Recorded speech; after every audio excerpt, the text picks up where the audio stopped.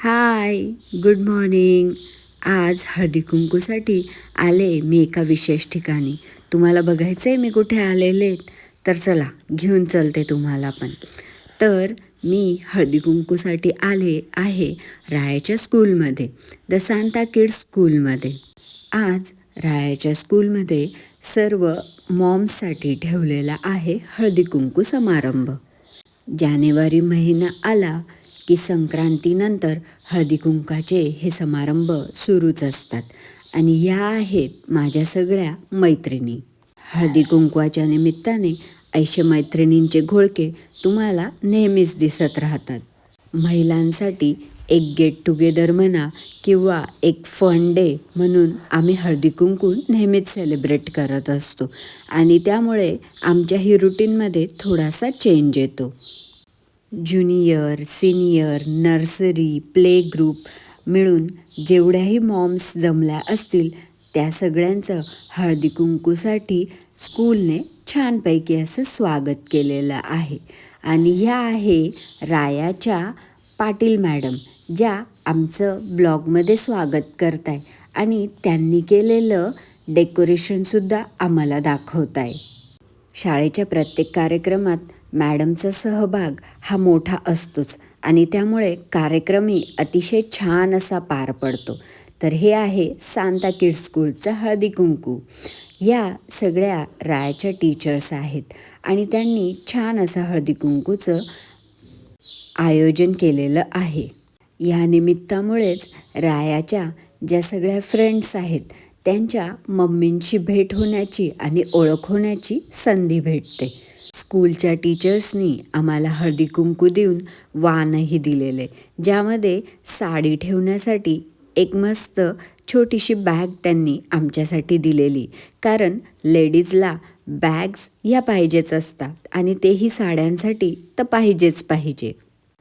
असं एक एक ग्रुप करत सर्व टीचर्सनी आमचं हळदीकुंकू हे करून घेतलेलं आहे.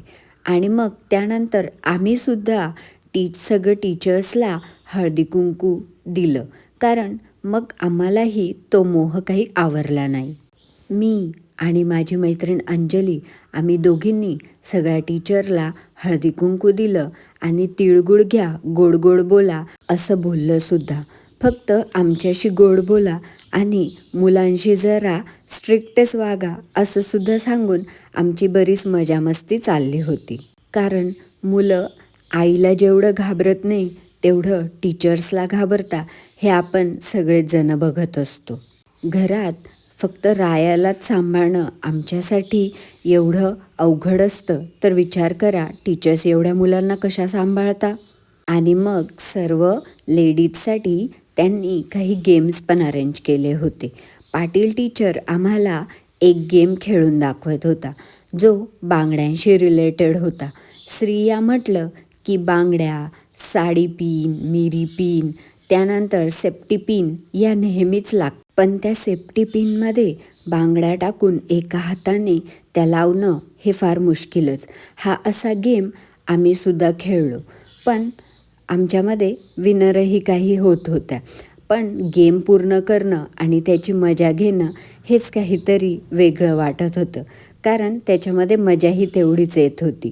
अशा पद्धतीने आम्हीही हा गेम खेळलो आणि एका हाताने पिन लावून सगळ्या टीचर्सला त्या दाखवल्या. त्यानंतर काही आमच्या याच्यातल्या 3 राऊंडमधल्या ज्या विनर्स होत्या त्या सर्व विनर्सची मिळूनसुद्धा एक टीम तयार झाली आणि त्यामधून एक विनर ह्या गेमसाठी फायनलाइज करण्यात आला. ह्या तिघी आमच्या गेममधल्या विनर होत्या आणि त्यांच्यातूनच एक विनर आम्हाला भेटला. गेम खेळणाऱ्यांना जेवढी मजा येत होती तेवढीच गेम बघणाऱ्यांना आणि त्यांना चेअर करणाऱ्यांनासुद्धा मजा येत होती. कारण असेच काही काही क्षण आपल्या आयुष्यात आनंद देऊन जाता आणि काहीतरी वेगळेपण असल्याचं दाखवून जाता. रोजच्या धकाधकीच्या रुटीनमधून, शाळेंच्या आणि मुलांच्या कामामधून, घरकामामधून असा काहीसा वेळ आम्ही हळदीकुंकवाच्या निमित्ताने स्वतःसाठी काढत असतो. आणि बघा ह्या ताई विनरही झाल्या. आता सुरू झाला दुसरा गेम, जो ग्लासचे असे मनोरे रचून आपली जी आईस्क्रीम स्टिक आहे त्याने पुन्हा ग्लास एकत्र करून आईस्क्रीम बनवण्याचा गेम होता. आणि ती बनलेली आईस्क्रीम जो टीचर्सला आधी दाखवेल तो विनर होणार होता. मग आम्ही ग्लास रचायला सुरुवात केली. पटापट ग्लास काढण्यामध्येही आणि एका हाताने ग्लास काढण्यामध्ये आणि ते मनोरे रचण्यामध्ये वेळही जात होता. माझी थोडीशी गफलतही झाली, कारण माझा मनोरा तर रचला गेला पण तो पडलासुद्धा. आणि मग त्यानंतर सुरू झाली पुन्हा मनोरे रचण्याची धावपळ. पण त्यामध्ये काही जणांचे मनोरे हे तयारही झाले आणि ते पटापट आईस्क्रीम स्टिकमध्ये त्यांनी गोळा करायलाही सुरुवात केली. आणि मग आमच्यामधूनही एक विनर समोर आला. माझा मनोरा जो पडला तो पडलाच. तो काही पुन्हा तयार झाला नाही आणि मीही काही करण्याचा प्रयत्न केला नाही. आणि मग शेवटी आमच्यामध्येही ह्या ताई विनर म्हणून समोर आल्या. असेच एक एक करत 3 ते 4 राऊंड आमच्या सगळ्यांमध्ये झाले आणि मग पुन्हा तयार झाली फायनलची टीम, जी ह्या गेममधूनसुद्धा विनर होणार होती. आणि मग त्यानंतर टीचर्सने पुन्हा अजून एक गेम शोधून काढला. असे सगळे गेम मस्तच चालू होते.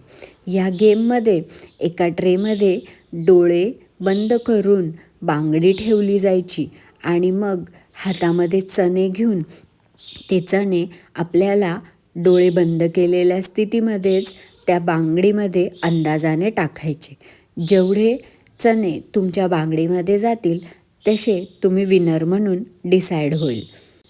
आमच्या गेमच्या ह्या फायनल विनर होत्या, ज्यांच्यामध्ये एक फायनल अशी लढत होणार होती. मग सगळ्यांनी मूठ भरून आपले चणे घेतले की जेणेकरून बांगडीमध्ये जास्तीत जास्त चणे गेले होते. आणि टीचरही त्यांना मदत करत होत्या. पण बांगडीचा अंदाज हा अगदी परफेक्ट यायला हवा होता. लक गेम हे असेच असतात. आणि मग बांगडी प्रत्येकाच्या ट्रेमध्ये अशी मावशींनी हळूहळू ठेवली आणि सगळ्यांना टाकायला लावलेत चणे. पण ज्या पलीकडच्या ताई आहे त्यांचे सर्वच्या सर्व जे वाटाणे ते एकाच बांगडीमध्ये येऊन पोचले. त्या विनर झाल्या. आणि मग सुरू झाला संगीत खुर्चीचा खेळ. संगीत खुर्चीमध्ये जी मजा आहे ती बाकी कुठल्याच गेममध्ये नाही. त्यामुळे सर्व महिलांनी विशेष करून संगीत खुर्ची घेण्यासाठी टीचर्सला सांगितलं. आणि मग गाण्याच्या तालावर सुरू झाला संगीत खुर्चीचा खेळ. बायाही अगदी उत्साहात होत्या आणि आम्ही 18-19 जणी असल्यामुळे चेअर्स थोड्या जवळजवळ ठेवण्यात आल्या होत्या. त्यामुळे प्रत्येकजण खुर्चीच्या जवळजवळूनच चालत होते. आणि मग पहिला गेम झाला. मिळाली बाबा पहिल्या गेममध्ये एकदाची जागा. पहिल्याच वेळेस आऊट होणं हे काही चांगलं वाटत नाही. त्यामुळे सगळेच जण धडपड करत होते की आम्हाला खुर्ची कशी भेटेल यासाठी. हा गेमही तेवढाच इंटरेस्टिंग असतो जेवढे बाकीचे गेम. पण संगीत खुर्चीवर विशेष असं सगळ्यांचं प्रेम असतंच. मग एक एक करत खुर्ची कमी कमी होत गेली आणि आम्ही 18-19 जणींच्या हळूहळू एक एक जण करत कमी कमी होत गेलो. गेम छान रंगात आला होता आणि बाया मस्त एन्जॉयही करत होत्या. हसण्याचा आणि खिदळण्याचा तसेच गप्पांचा जो आवाज येत होता तो काहीतरी वेगळाच होता. स्कूलमध्येही एवढा बायकांचा हसण्याचा आवाज हा पहिल्यांदाच येत असेल कदाचित. स्कूलमधलं शिस्तीचं वातावरण आज बायकांच्या हसण्याच्या आवाजाने काहीतरी एका वेगळ्याच आनंदामध्ये होतं. आणि मग आम्ही पुन्हा नाचत नाचत हा खेळ सुरू केला. एक एक करून बायका कमीच होत होत्या. आणि मग त्यानंतर उरल्यात शेवटच्या 4 ते 5 बायका. आणि आम्हाला एक विनरही त्यातून काढायचा होता. जो खुर्चीवर बसत होता तो हसत होता, जो बाहेर जात होता तो निराशही होत होता. आणि मग चालू झाली एक एक जणाची वेळ बाहेर जाण्याची आणि खुर्चीवर बसण्याची. काही वेळा गंमतही येत होती, कारण एकाच खुर्चीवर 2-2, 3-3 जणही बसत होते आणि बायांची पळापळही होत होती खुर्ची पकडण्यासाठी. म्युझिक जोरात सुरू होतं आणि आमच्या सर्वांचा डान्सही जोरात सुरू होता. आणि मग डान्स करता करता माझीच खुर्ची कधी गेली मलाच कळालं नाही. आणि मग ह्या गेममधून मीही आऊट झाले. पण बाकीच्या बाया जोमाने सुरूच होत्या. आणि मग अशा पद्धतीने राहिल्या होत्या शेवटच्या 4-5 जणी. त्यावेळी खुर्च्यांचं अंतरही बऱ्यापैकीच वाढलं होतं.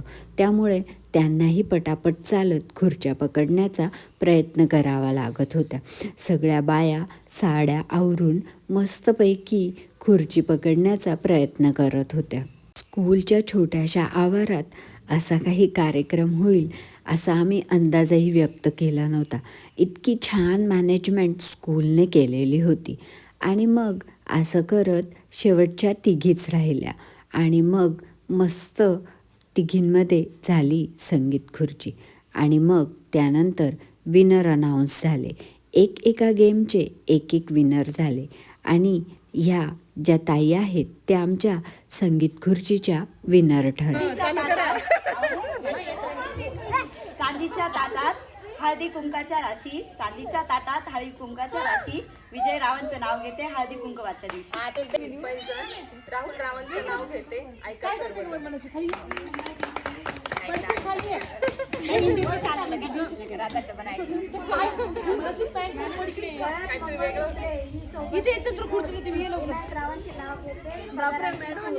अशा पद्धतीने आम्ही सर्वांनी उखाणे घेतले आणि मग बायका म्हटलं की डान्स हा झालाच पाहिजे. मग आम्ही सगळ्यांनी मिळून मस्त डान्स करत एन्जॉय केलं.